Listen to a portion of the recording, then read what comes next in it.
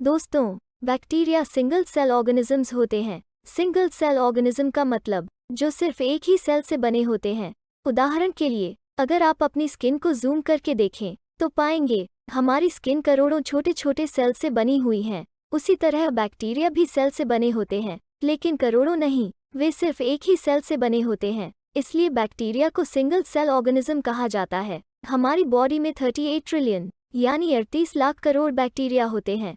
दोस्तों, क्या आप जानते हैं, जैसे वायरल अटैक के कारण हम बीमार पड़ जाते हैं, वैसे ही बैक्टीरिया भी बीमार पड़ते हैं। उन पर भी वायरस और अन्य दूसरे बैक्टीरिया द्वारा अटैक किया जाता है। ऐसे वायरस को बैक्टीरियोफेज कहते हैं, जिसका अर्थ होता है बैक्टीरिया को खाने वाला। ये वायरस बैक्टीरिया को संक्रमित कर उनकी बाहरी कोशिका को नष्ट कर देते हैं। दूसरे बैक्टीरिया को मारकर खाने वाले बैक्टीरिया को प्रीडेटरी बैक्टीरिया कहते हैं। इसी तरह वायरस भी बीमार पड़ते हैं। इन पर अन्य दूसरे वायरस द्वारा हमला किया जाता है, जिन्हें विरोफेज कहते हैं। वायरस अपना डीएनए बैक्टीरिया के अंदर रिलीज करते हैं, फिर वे बैक्टीरिया के शरीर में खुद की कॉपियां बनाते हैं, जिससे बैक्टीरिया की बाहरी कोशिका नष्ट हो जाती है और वे मर जाते हैं। आप सोच रहे होंगे, बैक्टीरिया खुद को इन वायरल अटैक से कैसे बचाते होंगे? बैक्टीरिया इन हमलों से बचने के लिए उपयुक्त रणनीति विकसित करते हैं। हमारी तरह बैक्टीरिया का भी इम्यून सिस्टम होता है, जो उन्हें बैक्टीरियल या वायरल अटैक से बचाता है। वे याद रखते हैं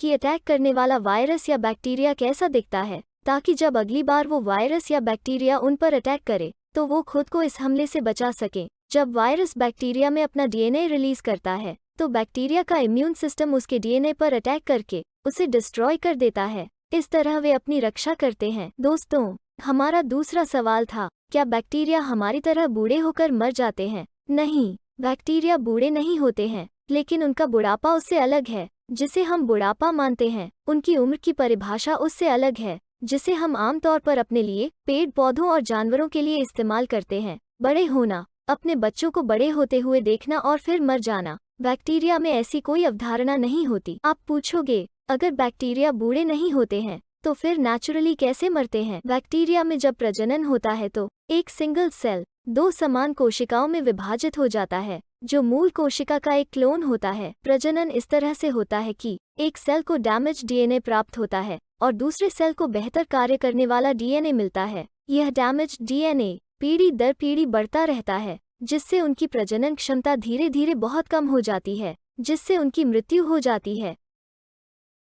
आप इस इमेज में देख सकते हैं, जैसे जैसे जनरेशन आगे बढ़ रही है, सेल में डैमेज डीएनए की मात्रा भी बढ़ती जा रही है।